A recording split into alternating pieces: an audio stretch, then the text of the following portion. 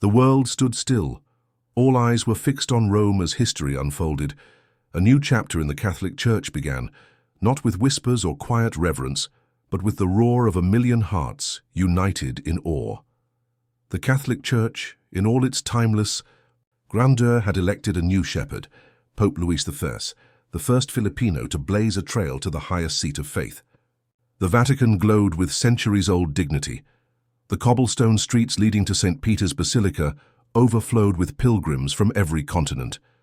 People from diverse nations, languages, and cultures stood shoulder to shoulder, eyes glistening with tears of pride and joy. The air was electric, heavy with expectation, thick with sacred reverence. Today, the Church was not only continuing its ancient mission, it was embracing something profoundly new. The bells tolled, resounding across Rome, as the white smoke spiraled into the blue sky. An eruption of emotion surged through the crowd. Luis Antonio Tagle had become Pope Louis III. For the Philippines, for Asia, and for Catholics across the globe, this was not just symbolic, it was spiritual victory. It was the voice of the faithful on the margins, finally heard in the highest throne room of the Church. Pope Louis III stepped onto the balcony overlooking St. Peter's Square.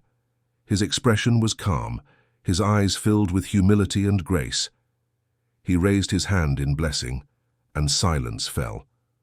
For a moment, the world stood in sacred stillness. And then cheers burst forth, not just from the Vatican Square, but from living rooms, churches, town plazas, and cathedrals around the globe. He smiled, a smile not of power, but of service, not of conquest, but of compassion.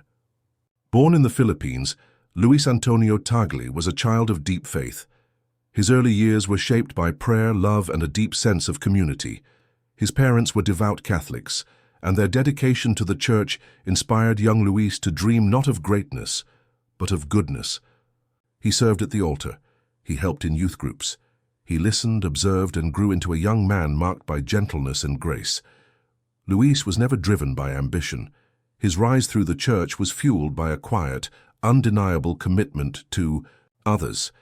He studied theology not to gain status but to understand. He spoke not to impress but to connect. His intelligence was matched only by his kindness. As a priest, he was a friend to the poor, a counselor to the troubled, and a beacon of hope for many.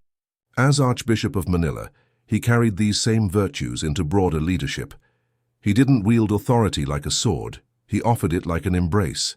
He was a voice of calm in chaos, a teacher who spoke with the heart, and a theologian who brought wisdom down from the ivory tower and into the hands of the people.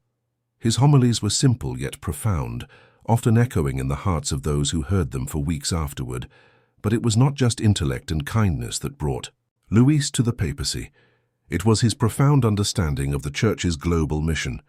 He saw Christ not only in the cathedrals but in the slums, not only in the ceremonies but in the cries of the forgotten. His vision was of a Church that listened first, that knelt before it preached, that embraced before it judged. The coronation itself was magnificent. The cardinals processed in scarlet robes, faces solemn, movements deliberate. The echoes of ancient chants rose with the incense into the golden dome of St. Peter's Basilica. The marble floors shimmered with candlelight, and at the heart of it all Pope Louis III knelt, not to rise in glory but to serve in humility. He was crowned, not with jewels of domination, but with the invisible crown of servant leadership. The sea. Crowd in St. Peter's Square roared with joy. Filipino flags waved alongside banners from Latin America, Africa, Europe, and the Middle East. A universal Church, finally feeling a sense of true unity. Tears streamed down the faces of many who had once felt their stories were too small, their voices too far to ever reach the Vatican's grand halls.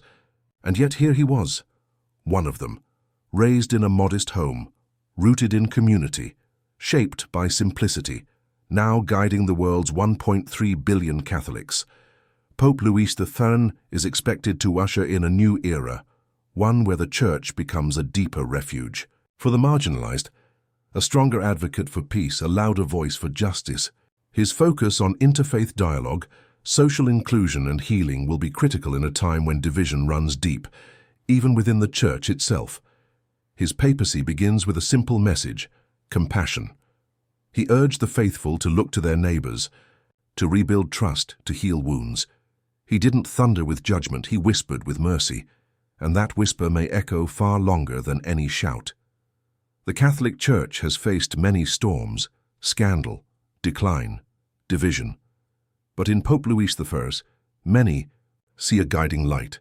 Not a distant icon, but a father close to his children. Not a ruler, but a shepherd. Not a monument of tradition alone, but a bridge to tomorrow.